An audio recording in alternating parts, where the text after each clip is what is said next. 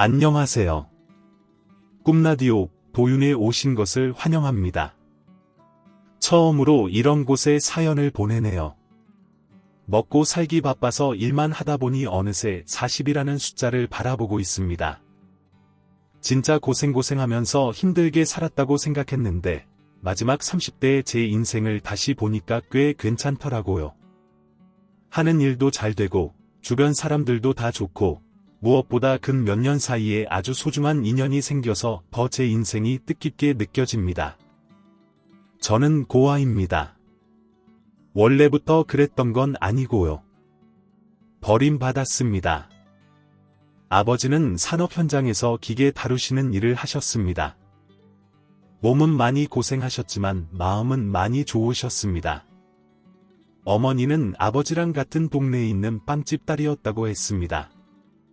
이렇다 할 직업은 없었고 빵집 일을 도우고 있었답니다. 어머니는 참 인기가 많으셨답니다. 어릴 때의 기억이지만 제 기억에도 상당한 미인으로 기억되고 있습니다. 유치원이나 학교 앞에 절 데리러 오면 친구들이 누구냐고 엄마 맞냐고 했을 정도였으니까요. 아버지 동네 사람들 중 어머니를 안 좋아하던 사람이 없을 정도였다고 어머니가 입이 닳도록 자랑을 하셨던 기억이 납니다. 그리고 그렇게 고른 사람이 아버지라고 아버지는 자신에게 잘해야 한다고 하셨죠. 아버지도 어느 정도는 인정을 하셨습니다. 어머니가 그런 이야기를 할 때면 같이 하호 웃으셨으니까요. 이렇게 추억해보면 나름 화목한 환경에서 자란 것 같네요.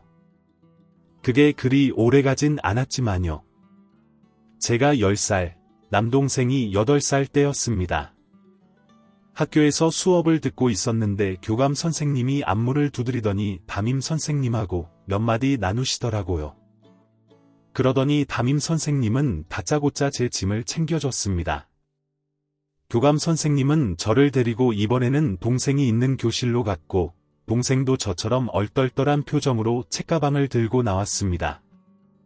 그렇게 영문도 모른 채 교감 선생님을 따라 운동장을 가로질러 교문으로 가는데 저 멀리서 이모가 헐레벌떡 뛰어오더라고요. 가을이었는데도 이모는 땀을 뻘뻘 흘리고 있었습니다. 가끔 어머니가 아버지께 그런 말씀을 하셨던 기억이 납니다. 당신은 사고 나기 좋은 일을 하니까 항상 조심하라고요. 그 말이 틀리지 않았습니다. 아버지께 그 사고가 일어났으니까요. 동네에서 좀 큰 병원에 도착하니까 어머니 외할머니가 울고 계셨습니다. 아버지는 안 계셨습니다. 흰천이 머리끝까지 덮인 차가운 시체만 있었습니다. 그 흰천 틈으로 삐져나온 피범벅이 된 아버지의 발을 잊을 수가 없습니다. 제겐 영웅 같던 그저 멋지고 강하기만 한 아버지가 하루아침에 돌아가셨다는 충격은 제가 받아들이기엔 너무나도 컸습니다. 동생과 저는 어머니를 따라 울었습니다. 장례를 치르는 내내 울었습니다. 집으로 돌아오니 아버지의 빈자리가 더 크게 느껴졌습니다. 매일 이모랑 외할머니가 번갈아가며 저희 집에 오셨습니다. 반쯤 정신이 나가 있는 어머니를 대신해서 이모와 외할머니가 저희를 챙겨주셨습니다. 처음엔 그냥 가만히 앉아 있거나 누워만 계시던 어머니가 점차 회복하시면서 저희를 돌봐주시긴 했지만 뭔가 무기력하시다는 게 느껴지더라고요.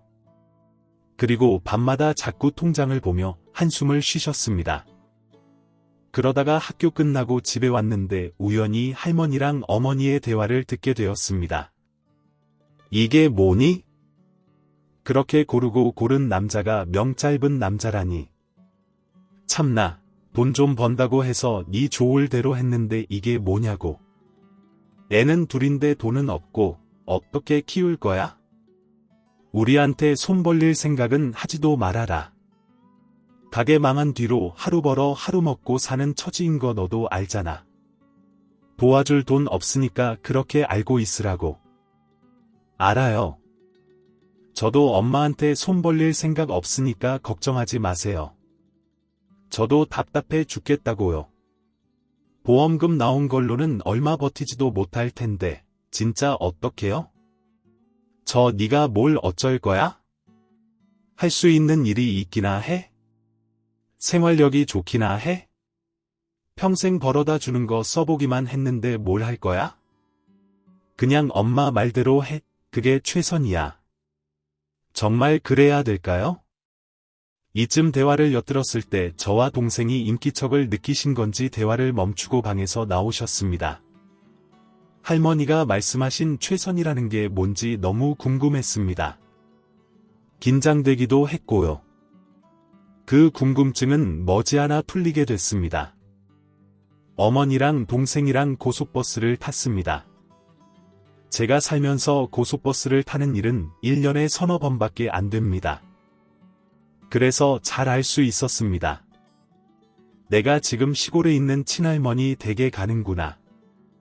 그런데 그때는 방학도 아니고 명절도 아니고 할머니 생신도 아니었습니다. 게다가 그날은 학교에 가는 날이었습니다.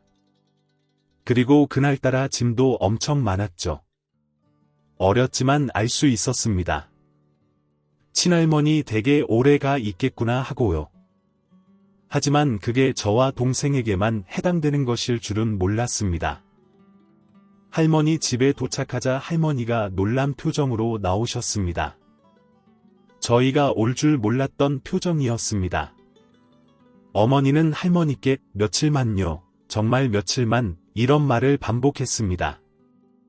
그날 저녁 어머니가 저희를 재우고 나가시려는 걸 동생에게 들켰습니다. 시끄러운 소리에 깨어난 그날 밤을 전 똑똑히 기억합니다.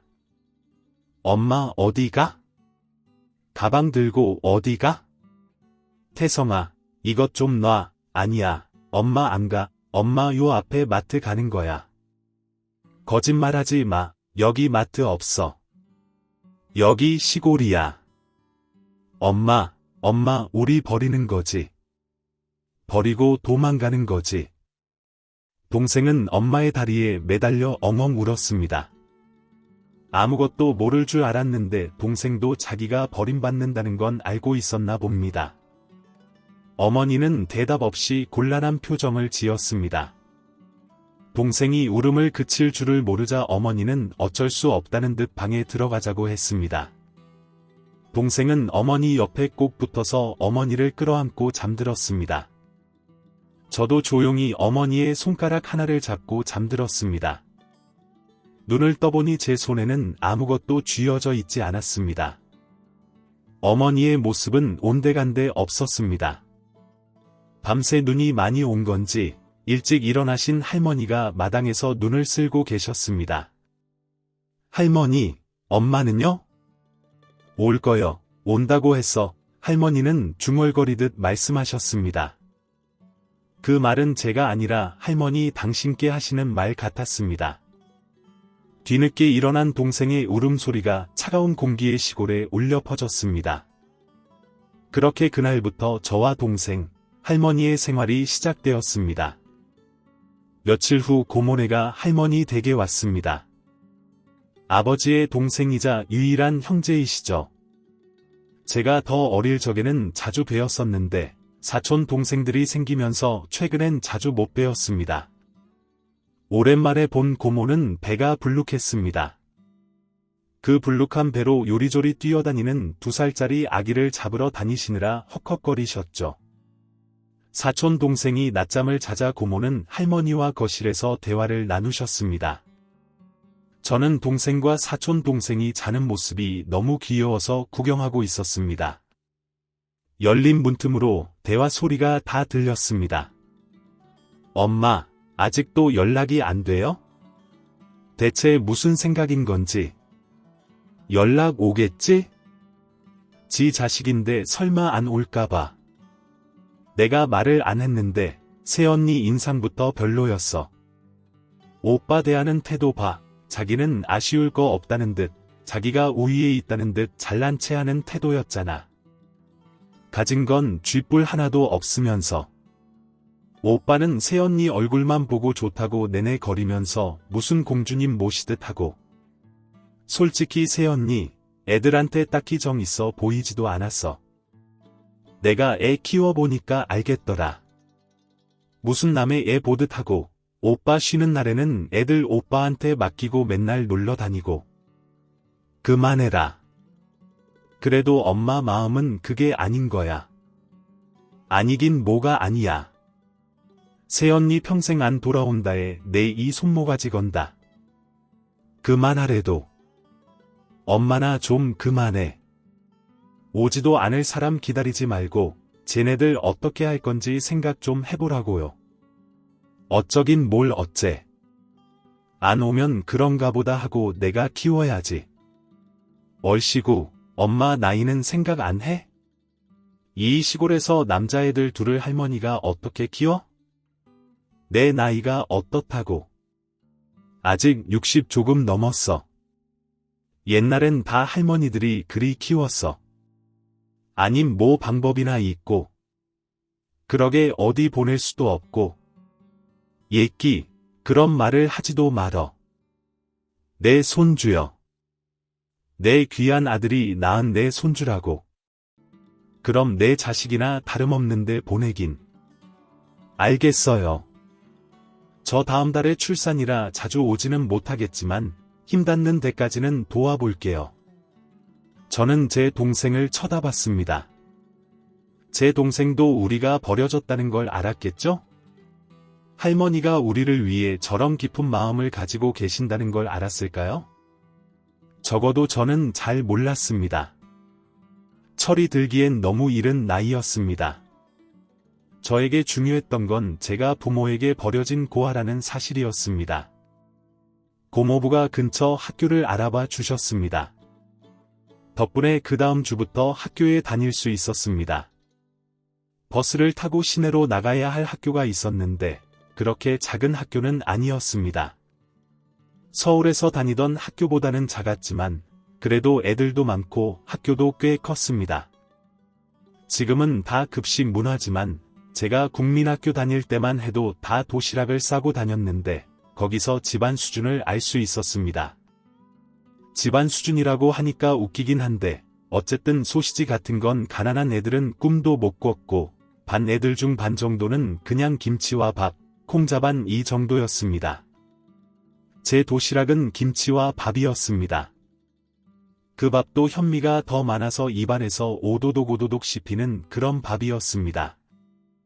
그땐 제가 3학년 때라 뭐 아무렴 어떤가 싶었는데 5학년쯤 되니까 애들이 누가 잘났네, 못났네를 비교하더라고요. 어렸지만 그때 저는 나는 강해야 살아남을 수 있겠구나 싶었습니다. 아버지는 돌아가시고 어머니는 나를 버리고 가난한 할머니 밑에서 동생과 단둘이 사는 저는 왕따 당하기 좋은 위치에 있었습니다. 그래서 저는 강해지기로 했습니다. 누구에게도 무시당하고 또 버림받고 싶지 않았거든요. 저처럼 강해 보이고 싶은 애들이랑 몰려다녔습니다. 중학교 때도 고등학교 때도 그렇게 지냈습니다. 그 때문에 할머니 속을 엄청 썩였습니다.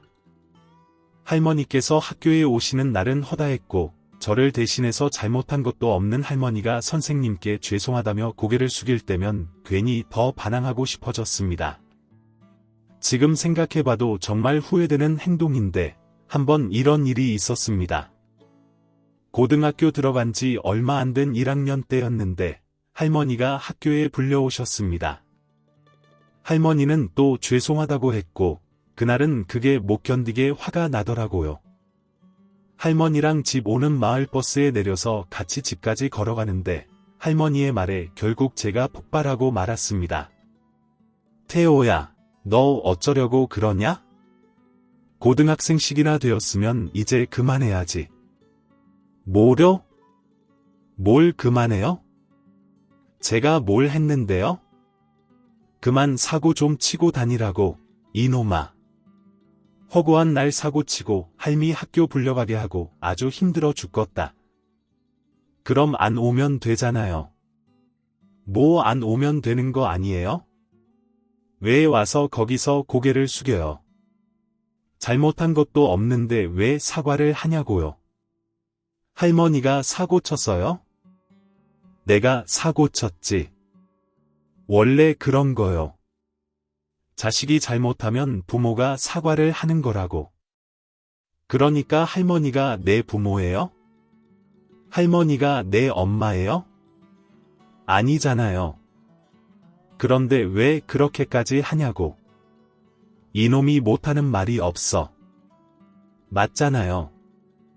나는 부모도 없는 꼬아 새끼라서 그냥 이렇게 살 거예요. 할머니는 신경 쓰지 마세요. 네가 왜 고아야? 네가 왜 어디서 그런 말을 써? 할매가 있는데 왜 고아야? 누가 그래? 없던 썩을 놈이 그래. 할머니가 울더라고요. 저희 할머니는 평소에 표현을 많이 안 하시는 무뚝뚝한 분이십니다.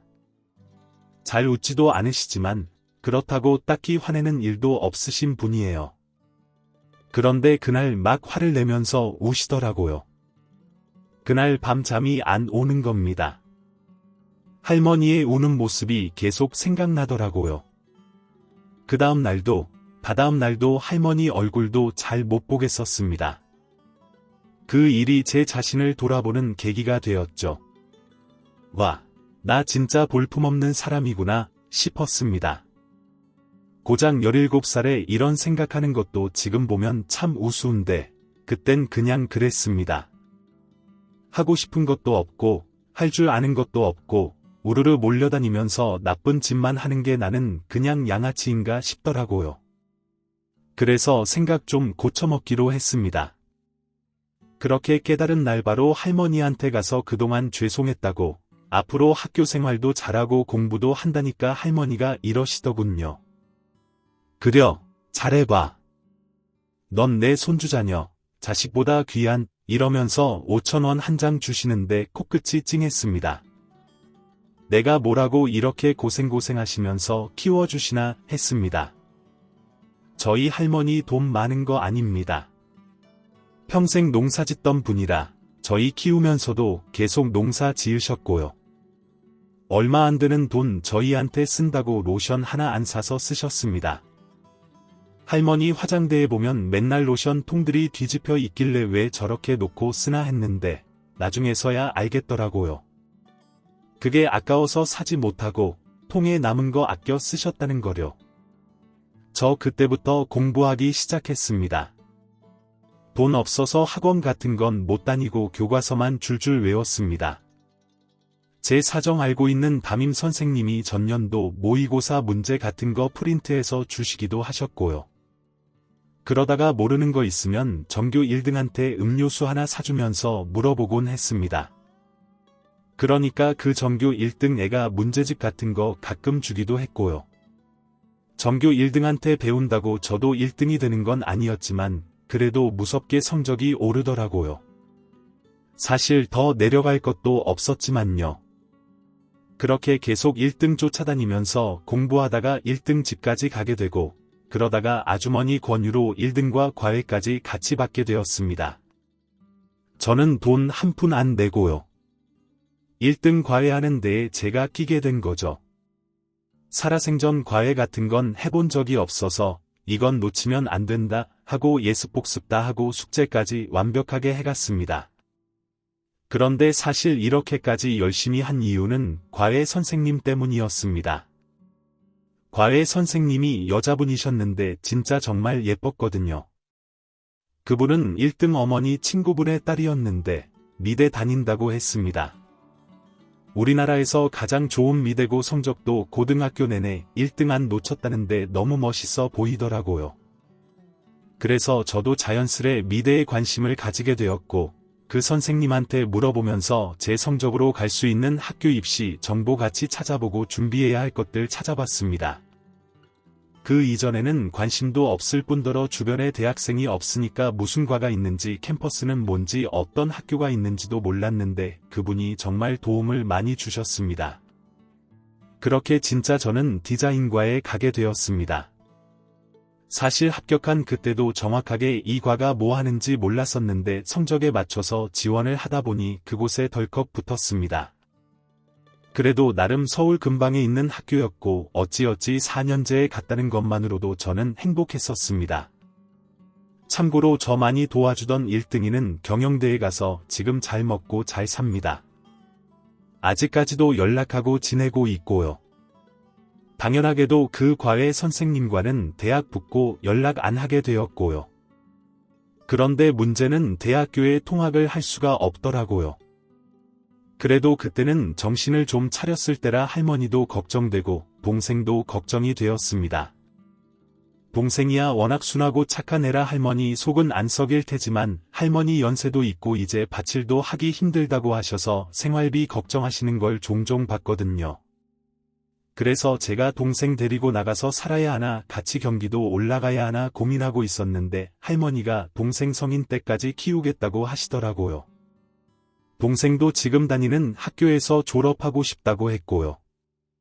그런데 다행히도 그때 고모부 사업이 좀 잘 되고 있을 때여서 할머니 생활비 도와드린다고 하시더라고요. 그래서 일단 동생 성인 될 때까지만 거기서 지내시다가 나중에 고모가 모신다고 하셨습니다. 덕분에 저는 마음 놓고 학교 갈 수 있었죠. 등록금은 국가장학금으로 했고 생활비는 감사하게도 고모가 좀 도와주셔서 걱정 없이 기숙사 생활했습니다. 사실 그 과외 선생님이 좋아서 미대 진학한 건데 재밌더라고요. 차분하게 앉아서 그림 그리고 공예하는 것도 의외로 적성에 맞고 성적도 괜찮게 나왔습니다.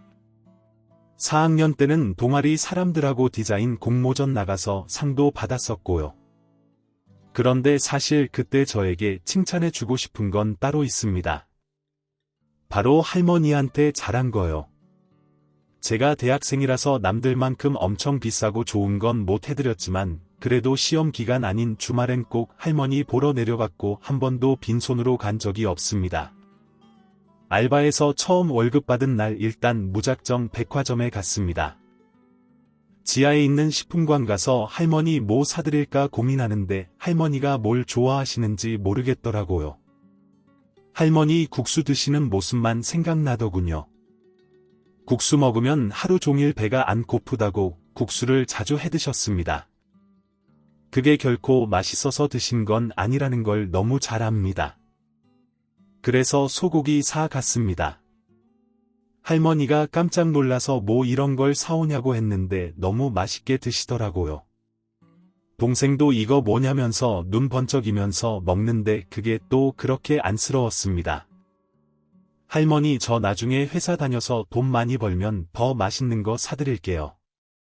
그려 내가 다 받아먹을 거니까 아껴둬. 꼭 효도해야지.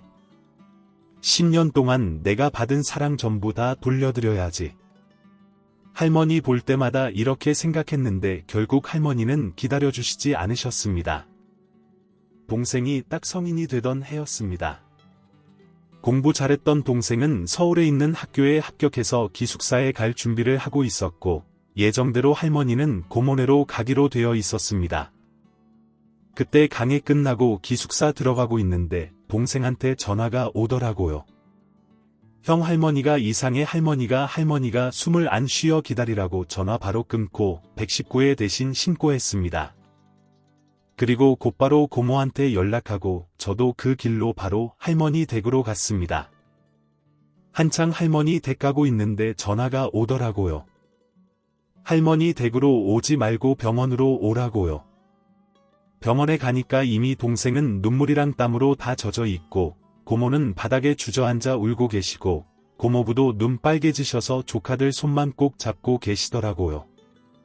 그렇게 할머니를 떠나보냈습니다. 아직 해드린 것도 없는데 해드려야 할 게 너무 많은데 할머니는 저한테 시간도 안 주고 너무 빨리 떠나셨습니다.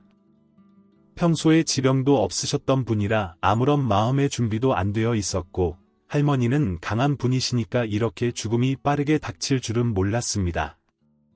동생 말로는 늦잠 자고 일어났는데 할머니가 아직도 안 일어나셨길래 방에 들어가 보니까 주무시는 자세로 곱게 누워서 숨도 안 쉬고 계셨다고 했습니다. 병원에서는 심근경색이랍니다. 저는 과대한테 말해서 학교 며칠 쉬고 장례 치르고 할머니 댁 치우는 것까지 손을 거들었습니다. 동생은 기숙사 들어가기 전에 급한 대로 고원에서 지내기로 했습니다. 고모랑 고모부는 할머니 방 치우고 저는 동생 집 사는 거 도와줬습니다. 작은 집에 무슨 살림살이가 그렇게 많은지 4사람이서 꼬박 하루가 다 가도록 정리만 했습니다. 정리 끝나니 시간이 너무 늦어져 저도 공원에 가서 잤습니다. 다음 날 아침에 고모가 차려준 밥 먹고 기숙사 돌아가려고 하는데 고모가 기다려보라고 하더라고요. 고모는 방에서 낡은 정리함 같은 걸 꺼내 오셨습니다. 왜 옛날 할머니 집 가면 실이랑 바늘 넣어두는 반지꼬리함 같은 거였습니다. 어디서 많이 봤다 싶었는데 할머니가 가지고 계신 거더라고요. 이거 엄마 할머니가 전에 모아두셨던 것 같은데 너네한테 주려고 고모가 뚜껑을 여는데 거기엔 낡은 흰 봉투 2개와 투명한 비닐이 나왔습니다. 투명한 비닐 안에는 도장과 통장 2개가 들어 있었습니다. 하나는 내 이름이 적힌 통장이고 하나는 우리 오빠 너희 아버지 이름으로 된 통장이야. 그리고 이거 고모는 저와 동생 앞으로 낡은 흰 봉투를 내미셨습니다. 받아든 봉투에는 각각 동생과 제 이름이 적혀 있었습니다. 할머니의 글씨체였습니다. 중학생 때 할머니는 글씨도 잘 못 쓰냐며 불평을 했는데 그 삐뚤삐뚤한 글씨체로 제 이름을 적어두셨더라고요. 그 봉투 안에는 돈이 들어 있었습니다. 120만 원이라는 큰 돈이 있었습니다. 엄마가 밭 농사하신 거 모아두셨나 봐. 내가 드린 생활비도 안 쓰고 모아두신 것 같고 참 생활비 아끼지 말고 쓰시라니까. 오빠 이름으로 된 통장은 태호한테 줄게 잘 뒀다가 나중에 필요할 때 써. 아버지 이름으로 되어 있는 통장은 보아도 오래되어 보였습니다. 통장 안에는 1,500만 원이라는 큰 돈이 들어 있었습니다. 나는 지금까지 할머니께 해준 게 없는데 할머니는 돌아가실 때까지 이렇게 죽어만 가시는구나 생각하니 다시 마음이 저려왔습니다. 그리고 생각했습니다. 꼭 할머니께 받은 사랑 많이 베풀며 살아야겠다고요. 그리고 그걸 실현할 수 있는 날이 오게 되었죠. 저는 졸업한 후 주얼리 회사에 취업을 했습니다. 여성 액세서리를 취급하는 회사였는데 대학 때부터 느꼈지만 제 적성에 잘 맞더라고요. 한 3년쯤 다니다가 창업을 할까 생각하게 됩니다. 그때 저랑 마음이 잘 맞던 회사 동료 한 명과 대학 시절 동아리 때 같이 공모전도 나가고 당시에 졸업 앞두고 있던 여자 후배까지 이렇게 셋이서 창업을 하게 되었습니다. 제가 회사 다니면서 모은 돈이랑 할머니가 아버지 이름으로 남기신 돈 합쳐서 공방 겸 사무실 업고 필요한 기계들이랑 재료, 가구 등등 사고 간소하기 시작했습니다. 물론 돈 쓰는 건 제 동생과 상의를 했고요. 저 믿고 따라 나온 회사 동료는 저랑 동기의 동갑이었는데 감각도 좋고 무엇보다 성격이 엄청 좋아서 인맥도 넓고 마케팅 쪽에서도 잠깐 일했던 경력도 있는 든든한 친구였습니다. 그리고 제가 영입한 그 후배는 과 수석으로 입학해서 학교 다니는 동안 수석 자리 한 번도 놓친 적도 없고 고등학생 때는 유학도 다녀왔던 애였습니다. 그만큼 안목도 넓고 아이디어도 좋고 실력도 좋은 사람이었죠. 저희는 자체적으로 디자인한 상품을 공장에 오더를 넣고 그 완성된 제품을 의류 브랜드 같은 곳에 팔기 시작했습니다. 그런데 분명 퇴사할 때는 잘할 수 있을 것 같았는데 생각만큼 잘 되지가 않더라고요. 반년쯤 지나도 월세 내고 각자 겨우 100씩 가져가니까 상황이 너무 답답했습니다. 그러던 와중에 갑자기 그 후배가 관둬야겠다고 하더라고요. 돈벌이가 안 되니까 그만두나 보다 생각했고 제가 100 아니고 50 가져가는 한이 있어도 이 친구는 놓치고 싶지가 않아서 술 한잔 하자고 했습니다. 좀 힘들지 계속 이러니까. 아니 전 좋아요. 일하는 것도 재밌고 스트레스도 없고 그래. 그런데 왜 역시 월급이 너무 적구나. 아니 그것도 저는 괜찮아요. 회사 사정이야 하다 보면 나아질 수도 있는 거고 그럼 왜 그만두고 싶은 건데 그게요. 후배는 아무에게도 말하지 않았던 자신의 깊은 사정을 저에게 털어놓아 줬습니다. 후배는 유치원생 때 조실부모하고 조부모님의 손에 키워줬다고 했습니다. 부모님도 없이 외동으로 자란 후배는 조금 외로웠지만 유복하신 조부모님 덕에 부족한 것은 없이 살았다고 했습니다. 하지만 부모가 없다는 이유만으로 또래들에게 손가락질을 받았던 후배는 어린 나이에 상처를 너무 많이 받아서 괜히 조부모님께 화내고 윽박지른 적이 많다고 했습니다. 고등학생 때부터 유학 갔던 이유도 왕따 때문이라고 했습니다. 도망치듯이 유학 가서 1년 반 동안 공부만 하다가 와중에 할아버지 부고 소식 듣고 돌아와서 검정고시 시험 보고 대학교 갔다고 하더라고요. 따돌림 당했을 때 너무 힘들어서 사람도 잘 못 믿고 원래도 내향적인 성격이라 할머니한테 많이 의지를 하기도 했고 할아버지 돌아가신 뒤로 할머니와 후배는 더 각별해졌다고 했습니다. 게다가 할아버지 돌아가시자마자 재산 문제로 삼촌들이 싸우셔서 지친 할머니가 재산 대부분 다 내어주신 뒤로 후배랑 둘이 더 끈끈하게 의지하며 살고 있다고 했죠. 그런 걸 보고 자라서인지 돈에 대한 욕심도 많지 않다고 했습니다. 그런 후배가 회사를 그만두려고 한 이유는 바로 그 할머니 때문이었죠. 할머니께서 치매에 걸리셨답니다. 사실 훨씬 이전부터 병원에서 검사도 하고 치매가 진행되고 있다는 말까지 들었는데 상태가 경미해서 괜찮았는데 급속도로 안 좋아지시는 바람에 얼마 전에는 혼자 집에서 나가기까지 하셨답니다. 다행히 경찰분들이 발견해서 찾을 수 있었다는데 아무래도 마음이 놓이지 않아서 자신이 돌봐드려야 할 것 같다고 하더라고요. 얘기 듣는 내내 저희 할머니 생각이 났습니다. 후배가 말하는 후배의 할머니 모습을 상상하는데 그냥 저희 할머니 모습만 떠오르더라고요. 저는 그때 아주 큰 선택을 하게 됩니다. 사실 그때는 그게 그렇게 큰 결정인지 모르고 너무나도 당연하게 질러버렸던 것 같네요. 그런 일 있었으면 말을 했어야지. 왜 말 안 했어? 할머니 모시고 와. 내 할머니를 왜요?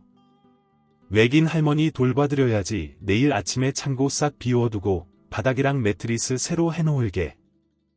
이전에 여기 사무실로 썼던 사람들이 거기 원래 회의실로 활용하던 공간이라 넓어서 생활하기에 괜찮을 거야. 너희 집에서 회사 그렇게 멀지 않으니까 출퇴근하는 건 문제없을 거고 혹시 대중교통 사람 많아서 불편할 것 같으면 얘기해.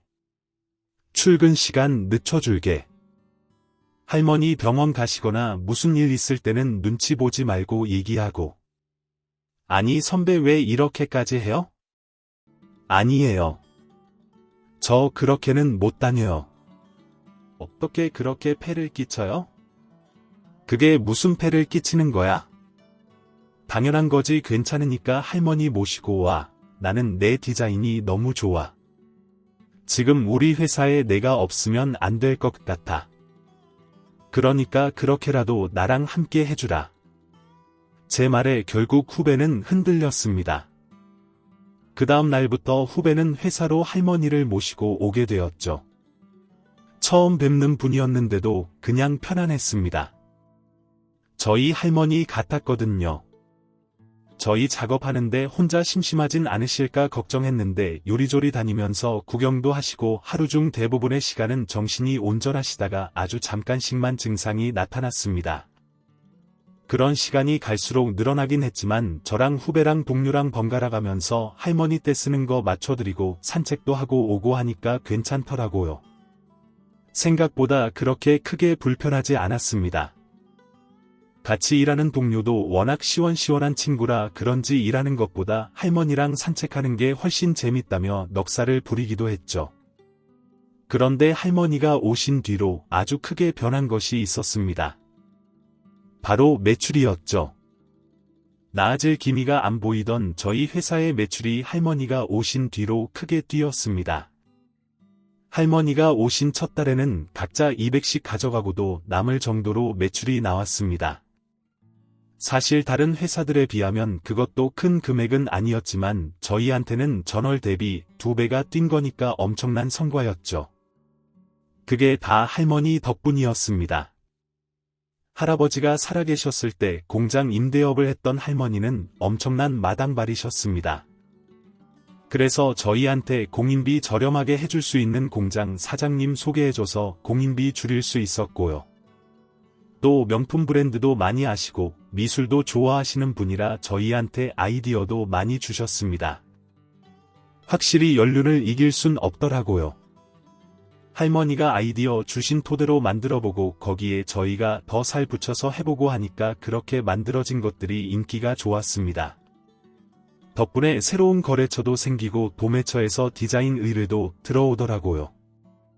후배는 저희 할머니가 복덩이네요 하면서 웃었습니다. 그렇게 매출 상승세를 타다가 위기가 한번 찾아온 적이 있었습니다. 이전부터 예상은 했던 일이었지만 후배한테 굉장히 좋은 회사에서 러브콜이 온 것입니다. 이름만 들으면 다 알 정도로 유명한 주얼리 브랜드였습니다. 일단 브랜드부터 저희 회사랑은 비교가 되지 않을 만큼 컸고 제안하는 연봉도 높았습니다. 그쪽 담당자 만나고 온 후배가 먼저 술 한잔 하자고 하더라고요. 내가 어떻게 잡은 사람인데 이렇게 끝나는구나 싶었습니다. 할머니가 계셔서 나가지는 못하고 사무실에서 맥주 한 캔씩 깠습니다. 선배 저 오늘 담당자 만나고 왔는데요. 알아 어때 제안 좋지? 네 좋긴 좋더라고요. 연봉도 세고 복지도 좋고 분위기도 자유로운 것 같고 이만했으면 됐다. 네 너 나 많이 도와줬고 할머님 떡도 많이 봤어. 솔직히 너 아니었으면 이만큼 올라오기 힘들었을 거야. 너 충분히 더 큰 회사에서 일할 수 있는 실력이야. 아쉽다. 꽤 잘 맞았는데 그치 내 선배 지금 무슨 말씀하시는 거예요? 잘 가라고 쿨하게 보내준다고 네 저 이직 제안 거절하고 왔는데요. 한껏 멋있는 척 다 했는데 완전 민망하더라고요. 후배는 숨 넘어가게 웃었습니다. 그걸 왜? 아니 어떻게 거절해? 왜 못 거절해요?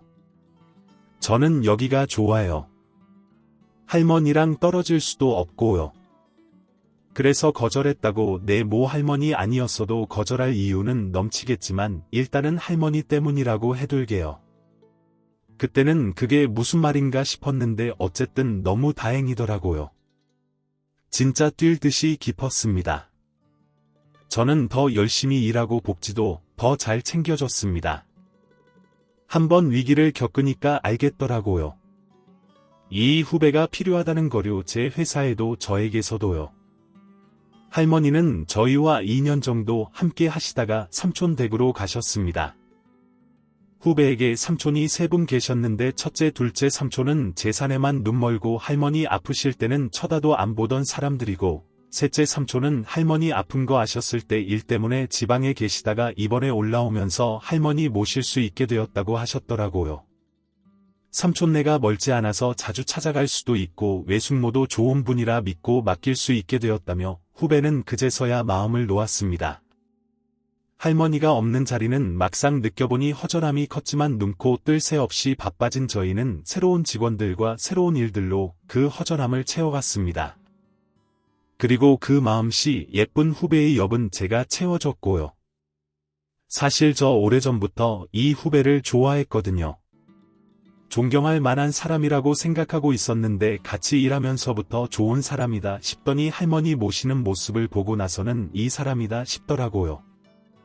할머님이 삼촌 댁으로 가시고 마음의 여유가 생긴 후배를 보고 지금이 기회다 싶어서 얼른 고백했습니다. 그리고 지금 그 후배는 제가 사랑하는 아내이자 어제 날짜로 6살이 된 제 아이의 엄마가 되었습니다. 참 사람 일 모른다더니 이렇게 될 줄 상상도 못했네요. 아내의 할머니는 지금 삼촌 댁에서 아주 건강하게 지내고 계십니다. 저도 아내랑 아이랑 종종 찾아뵙는데 가끔 증상이 나타나긴 하시지만 다행히 심각한 정도는 아니라고 하시더라고요. 어렸을 때 저희 할머니한테 못해드렸던 걸 아내의 할머니께나마 해드릴 수 있어서 그때 쌓여있던 후회가 조금은 나아지는 기분입니다. 제 부모 대신 제게 사랑을 주신 할머니 덕에 저는 지금 정말 잘 살고 있습니다. 그 덕에 소중한 인연이 생겼고 그 인연을 이어가는 중입니다. 나를 믿고 따라와준 아내에게 너무 고맙고 할머님도 오래오래 건강하셨으면 좋겠습니다. 할머니께 받은 사랑들 제 가족에게 더 많이 베풀면서 열심히 살 거고 다시 후회하는 일 없도록 매 순간 행복하게 살겠습니다. 감사합니다. 지금까지 사연 들어주셔서 감사합니다. 사연이 재미있으셨다면 구독과 좋아요를 눌러주세요. 감사합니다. 안녕히 계세요.